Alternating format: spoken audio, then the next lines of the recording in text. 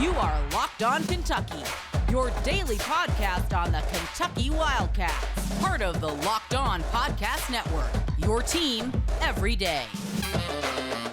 All right, what's going on, Big Blue Nation? Welcome on in to Locked On Kentucky, your daily Kentucky Wildcats podcast. I'm your host, Lance Dawe, writer for Sports Illustrated for various SEC-related things. But on this podcast specifically, we take a dive into all things Kentucky athletics. On today's episode of Locked On Kentucky, going to be talking about a little Kentucky football, going to have some football practice and scrimmage notes later on in the show. Also going to talk about what's going on with running back Chris Rodriguez. Before we do that, though, I want to talk to you guys about some Kentucky basketball recruiting. Justin Edwards, if you do not know, is a five-star small forward that is committed to the Wildcats. I believe he was the commitment that bumped up Kentucky's 2023 recruiting class to the number 2 class in the nation, at least on 24/7 Sports. But Justin Edwards, even though he's going to bring a lot of talent, obviously, to the Wildcats on the court, and I believe we talked about him actually in a recent episode, he's doing a lot of things off the court right now in order to benefit the Wildcats and their recruiting class. What do I mean by that? Well, according to a recent interview with Circuit Scouting, Justin Edwards says that he is trying to recruit Aaron Bradshaw and DJ Wagner to commit to the Wildcats. For those of you that do not know who Aaron Bradshaw and DJ Wagner are, you can only assume, after hearing about Justin Edwards' five-star, that these are two other really talented players that he's trying to get to come play for the Wildcats, and you would be correct. Five-star center Aaron Bradshaw, we've talked about him quite a bit actually here on the show, and we're going to get to him later. DJ Wagner, five-star combo guard. And according to Justin Edwards in his interview with Circuit Scouting, he said that Bradshaw and Wagner are like a package deal. That is a direct quote. He said they are like a package deal.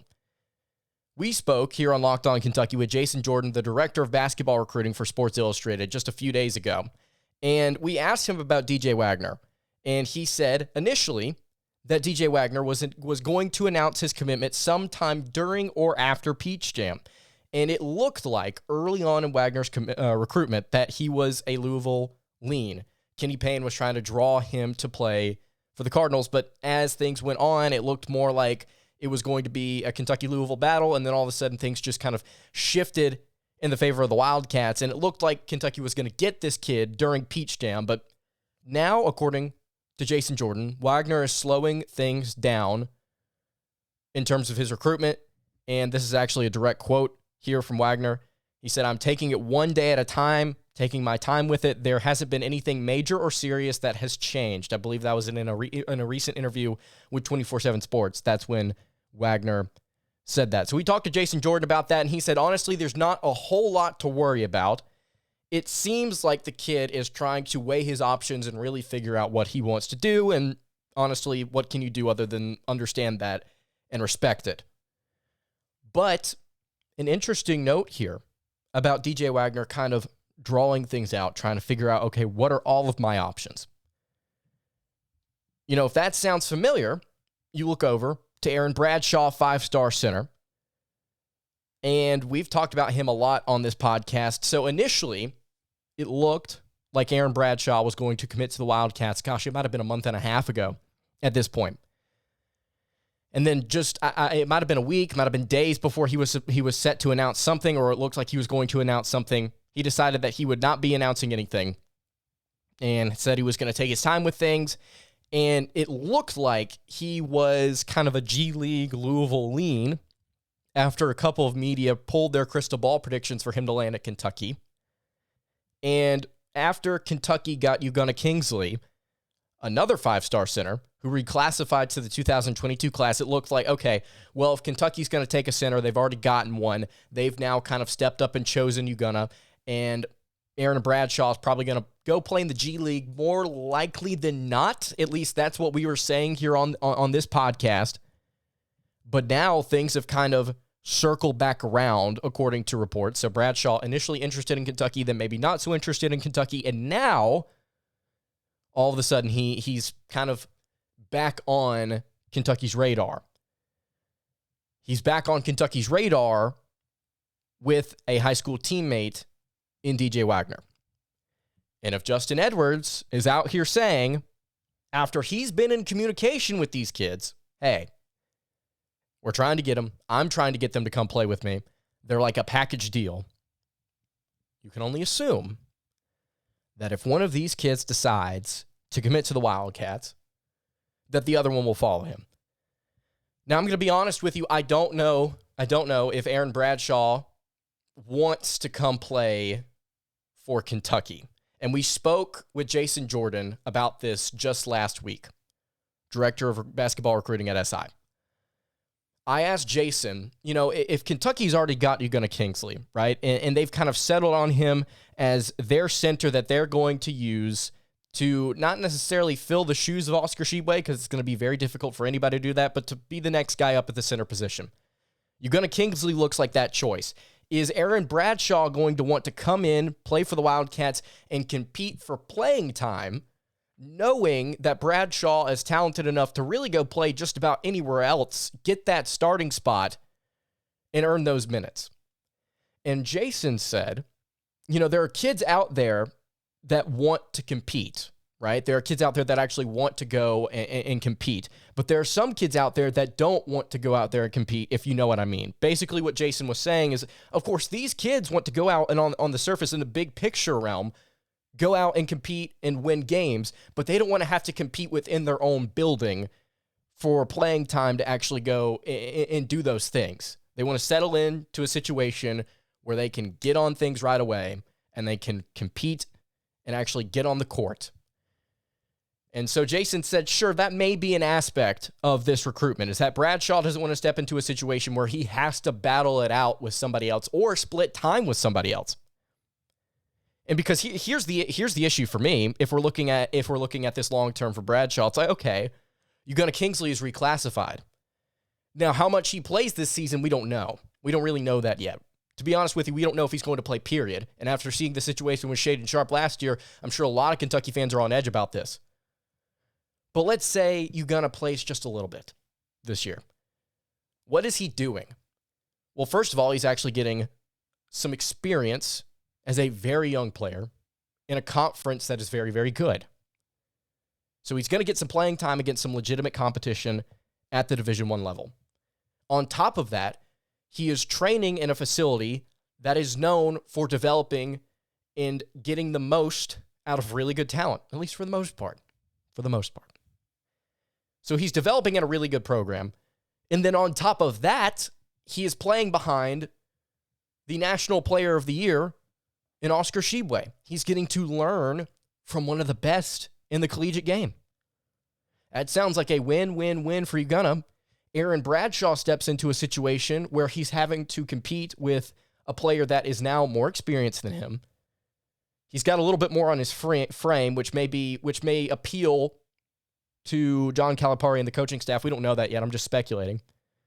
But he's stepping into a situation where he has to compete with a guy that has more experience, that is learning, that has had more time to develop. And so I think that would be tough. I think that would be tough for Bradshaw.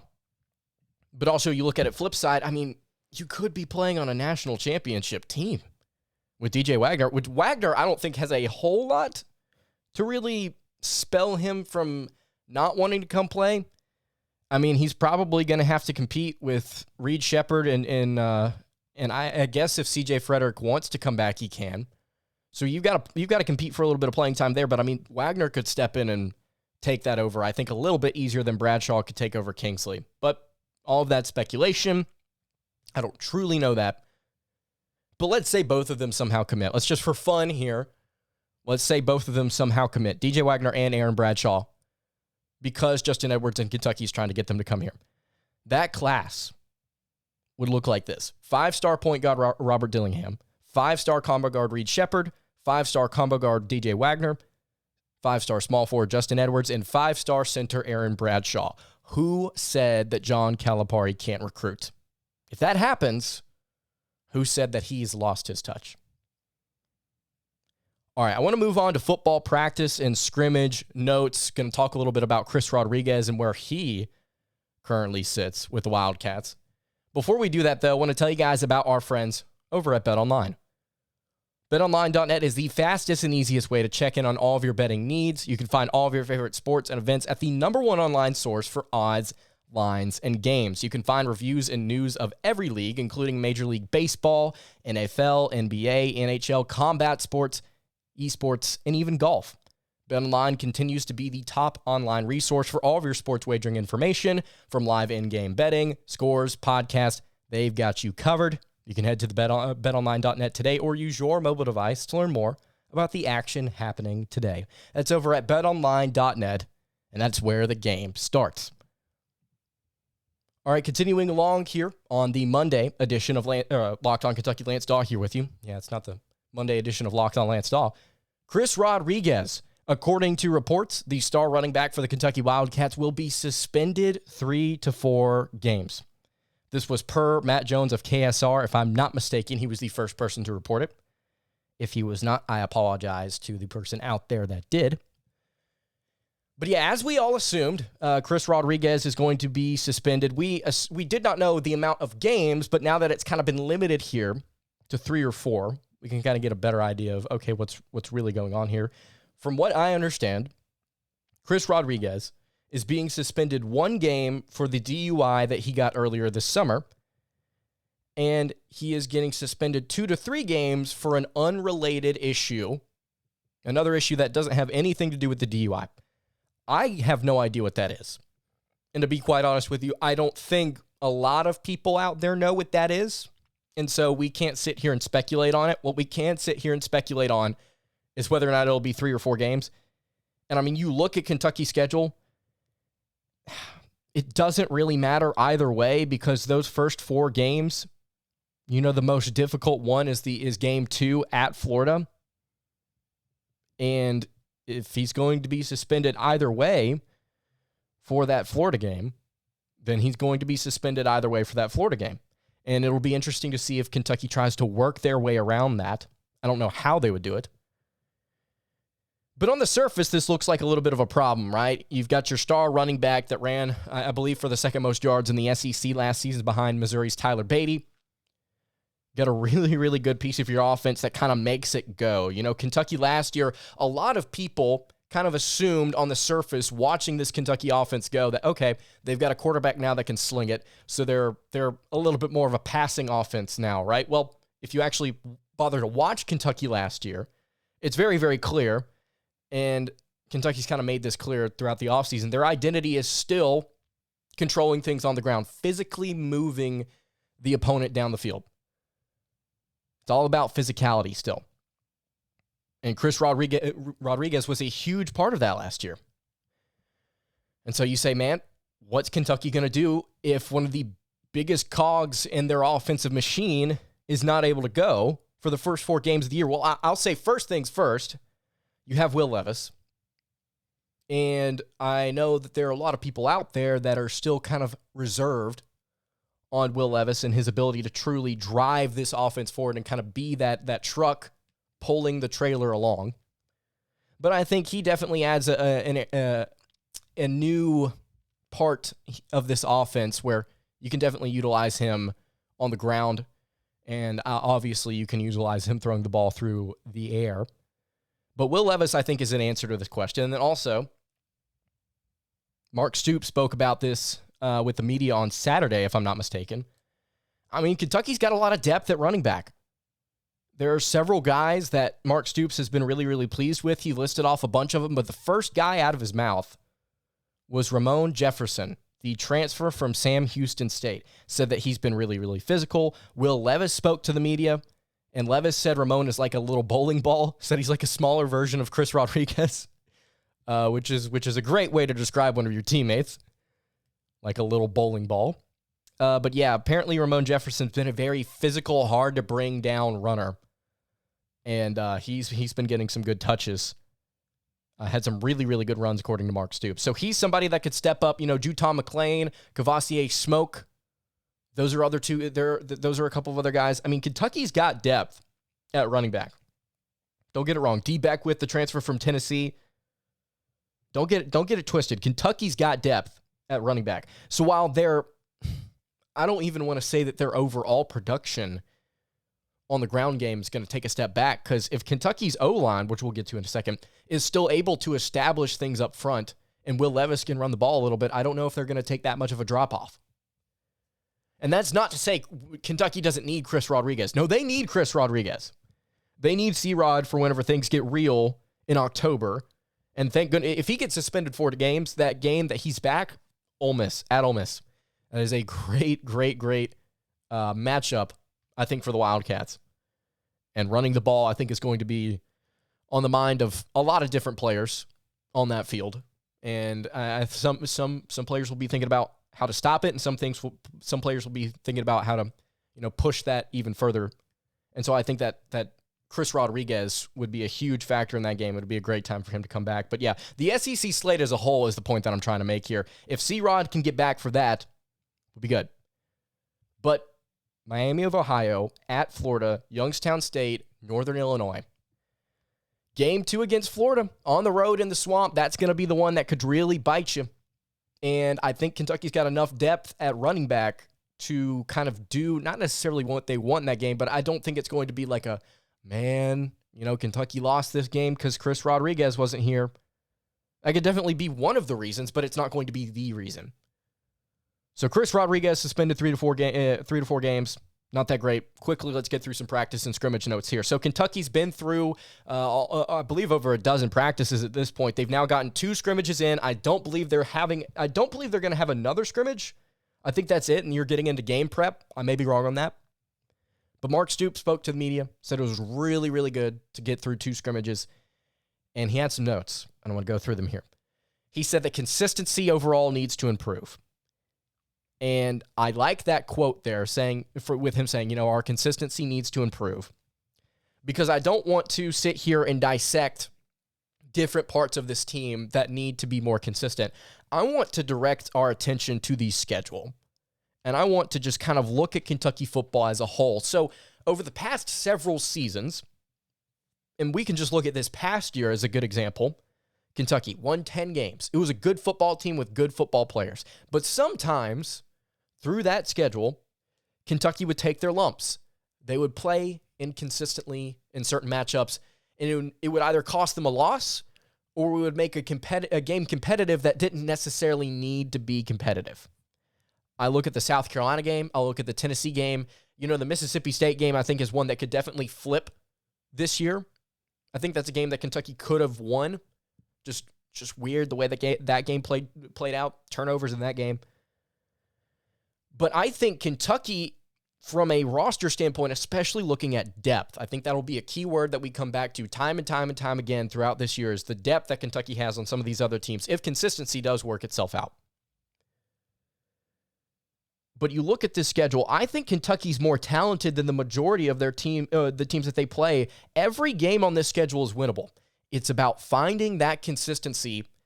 And we don't have to dissect individual parts of this team. I'm just saying as a whole, finding more consistency in, let's say, games against Florida, Ole Miss, Tennessee, Mississippi State, will throw them in there as well. Hey, how about Missouri on the road? Georgia?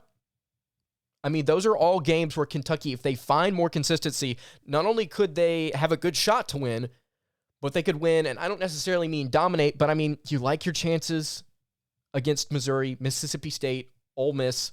I mean, those are games that if you go out and execute, you win. There are some games like last year against Georgia, for example. You went out and you executed to the best of your ability. I think on offense, it was just so hard to move the ball against that defense. There was nothing you could do. It was just, they were simply too talented to beat. Georgia leans on you, they lean on you, they lean on you, and then they break you. And you could see, if you want to look at the game against Georgia specifically this year in Lexington, you could see with a loss of talent, at least on the surface, with that Bulldogs team, you could see Kentucky have a better chance to win that game. If they play more consistently and they execute in the areas that they need to, you could see a win. Tennessee on the road. That's a game that Kentucky could have won last year. Probably should have won it, in my opinion. So yeah, just finding more consistency, I think, is important. Mark Stoops said the team needs to be more physical up front. They have been throughout fall camp. They're getting better at that. defensive line, he said, is active and disruptive. Those were the two words that he continued to use. Certain media members asked about individual players on the line. He kept saying about the defense, we're active. We're active. We're much better at that than we were last year. Injuries on the offensive line is what I wanted to get to here. He said injuries on the offensive line. We had several players out this past week. Things are healing on the O-line, according to Stoops, but they are still not where they need to be. And he also noted Kentucky's working 3 players out at left tackle. I said it to begin the offseason, and I'll say it again here. Would love to see Keontae Goodwin maybe get some time there at left tackle because he's too talented and too big of a mammoth, too big of a human being to not at least get a little bit of time, especially here. Look, you play 3 cupcakes in September. Come on, at some point in one of those games, you got to be able to go out there and give him some time. If the starting left tackle, if it's not him, doesn't work out, you've got to be able to give him at least a little bit of opportunity to show what he's capable of. Stoops said it's going to be a running back by committee type of approach for the offense, as we have cited here already on the show. And then Stoops also said there's not going to be a depth chart for 2 weeks. He said it was like, 2 weeks from now on Monday, I'll get y'all a depth chart. Like, gee, thanks. If 2 weeks from now feels like forever. I'm really interested to see what the depth chart looks like, specifically for the offensive line and then also the secondary, which, speaking about the secondary, Mark Stoops said he feels really, really good about the secondary. Says he feels much better about it heading into the season than he thought he would, which is good for me to hear, because the 2 things that I think could potentially hold this team back is the receiver play and the defensive back end. Keydron Smith, the Ole Miss transfer, was mentioned by name by Stoops. He said that Keydron's really, really coming along. He also noted about the wide receivers that somebody asked, how's the blocking on the edge with the wide receivers coming along? And Stoops, very, very short throughout most of this press conference, but very, very shortly said, wide receivers are required to block, and if they do not block well, they will not be out there playing. Very, very direct. He said, in this offense, if you can't block, you're not going to be out there playing. Straight up. That's how it is. He also said Will Levis is looking much better. Said that he threw some tough passes, and some of them the Kentucky did not complete, but he said that Will Levis made some really good throws.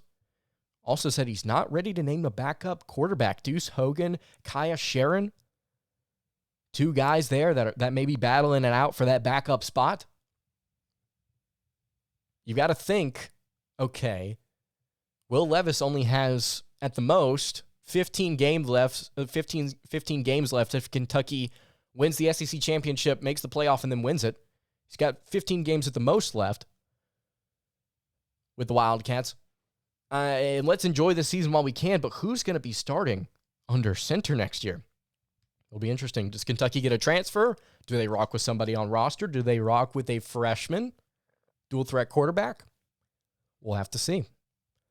We will have to see. All right, those were some of the notes from Kentucky's second scrimmage. Things seem to be kind of on schedule, pulling along, and we eventually here soon, we're going to continue to talk about the offensive line health. I think is going to be one of the most important things to keep tabs on, but we're going to be, at some point here within the next week, starting to preview the season, give some official predictions for different games, some preseason predictions, and then we're going to start talking about Game 1 against Miami of Ohio. For those of you that don't know, Kentucky plays Miami. It is at 6 p.m. Central Time on ESPN Plus, or I guess on SEC Network Plus.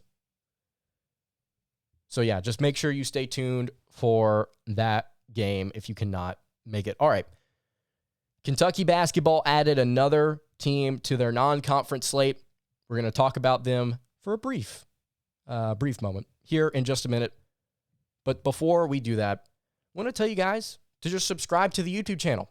If you have not subscribed already, there is literally absolutely no reason not to. We're going to be talking a lot of Kentucky football and basketball. It is officially that time of the year. It's sports season. Everything's going to be going on that matters, and it's really, really exciting for me as somebody that really, really enjoys college football as a whole. Speaking of college football as a whole, Locked On's been putting together the ultimate college football preview. It is a 7-episode preview with college experts, local team experts, and Odyssey college football insiders, and it's everything you need to be ready for the college football season all in one spot. and you can search for the Ultimate College Football Preview on your Odyssey app, YouTube, or wherever you get your podcast. I would encourage you guys to go check this out. I appeared on it talking about Will Levis and what he could do for the Wildcats this season as a sneaky, under-the-radar player to watch out for. But yeah, if you care about the sport as a whole, I would go check that out. Again, search it up wherever you get your podcast or on YouTube. But yeah, make sure you subscribe right here on Locked On Kentucky. You're listening on podcast. Leave a review. Some of you guys have been really leaving some really, really kind reviews recently. I've seen them. I really, really appreciate them. Maybe at some point here in the coming episodes, we shout some people out. So maybe stay tuned for that. All right, wrapping up the Monday edition of Locked On Kentucky. Lance Dawe hanging out here with you here. The Yale Bulldogs have been added to Kentucky's 2022-23 non-conference slate per John Rothstein. I believe he was the first person to report it. Once again, if he was not the first person to report it, I apologize to the person that did. Kentucky has almost no history with the Yale Bulldogs. In fact, they've only played one game before. If any of you can tell me what year they played this game without having already seen an article or something about this, I'll give you $1. Not actually, though. According to Big Blue history, Kentucky's played one game with Yale, and it was a 79-58 win over the Bulldogs on December 27th, 1961. Cotton Nash actually had 16 points and 16 rebounds on 6 for 19 shooting in that game. Those who know. Anyway, yeah, so it's been a really, really, really long time since Kentucky's played this team. They've only played this team once. Absolutely no history here. But it adds on to what is already an interesting non-conference slate, and that's to put things lightly. Before I get to the non-con slate as a whole, just to briefly look at Yale here. So last year they were 19-12. It's their worst record since 2018. James Jones, their head coach, has just about been there since the dawn of time. Like really, he's been there since 2000. He's been there a hot minute. And so Yale kind of on a little bit of a slide, it looks like. It looks like they're going to be a little younger this year. Azir Swain, who had over 1,500 career points with the Bulldogs, averaged 19 points a game last year. He's graduated. He gone. And teams last year, you go and watch it. You look on KenPom. You look at different statistical websites. You'll note teams got to the rim easily against Yale last year, and they got to the rim quick. And if you look on KenPom, the average possession length for an opponent was 16.8 seconds, which indicates to me Yale had a really hard time getting back in transition, and they had a really, really hard time stopping buckets at the rim. They were really, really bad, actually, in two-point percentage allowed. Oh, excuse me. Their average possession length was 16.4 seconds. It was 9th in the country. So teams got back really quick, and they gave up 51.2% of the two-pointers taken by the opponent. So, yeah, they really, really struggled at the rim. If that trend spills over into this season, and I would like to assume that with some of the younger players that they may have to play in this game, if that trend spills over, the defense is not going to be as tight as it has been in years past. That is a bad matchup for the Bulldogs if they cannot shoot out of it. Why do I say it's a bad matchup for the Bulldogs? Not being able to stop stuff in transition at the rim? Just go watch the Big Blue Bahamas games, all 4 of them. Tell me what Kentucky's good at after watching those 4 games, and then come to me in this matchup with me telling you Yale struggles in transition. Yikes. That could be rough. But Yale's not a bad team. Let's get one thing straight. Azir Swain was a really good player. He was a good player. Played well against LSU, I believe, in the NCAA tournament a couple years ago.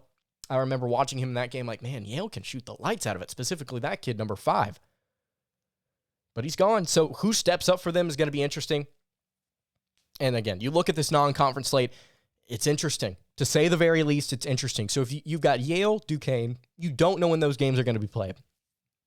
You've got Michigan State to open the season in the Champions Classic in Indianapolis.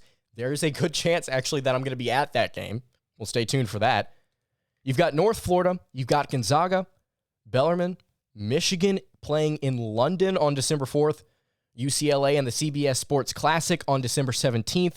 You've got Louisville on New Year's Eve, which is going to be a really, really fun game. And then you've got Kansas in the Big 12 SEC Challenge. Just a phenomenal, and I mean phenomenal, non-conference slate for the Wildcats, and Yale, I think, was a really solid addition on top of that. I've asked this question probably about 4 or 5 times on this podcast this offseason. I'm going to ask it again here. If you happen to still be listening, first of all, I really appreciate it. But you listen to all of those different names on the non-conference slate. Is there a team that Kentucky has not been scheduled to play that you would like to see them play? And I asked this question kind of leaning towards maybe not a powerhouse school that's going to be ranked inside the top 25. Maybe think of a team that Kentucky hasn't played in a while, or maybe a team that Kentucky just simply hasn't added yet that's maybe an under the radar type of team in your mind that could maybe produce a sneaky good matchup. That's your homework. You can leave it in the YouTube comments below, or you can hit me on the socials. All right, that's going to do it for today's episode of Locked On Kentucky. You can follow the show on Twitter at LockedOnUK. You can follow me on Twitter at LanceDawe_, and you can follow the show on Instagram. That is over at Kentucky Podcast. Hey, really appreciate the feedback you guys have been giving on the show. I've had some personal messages recently, giving me a lot of encouragement. Thank you guys so much for that. And I will see you all on the next episode of Locked On Kentucky. Hope you guys have a great rest of your day. And God bless.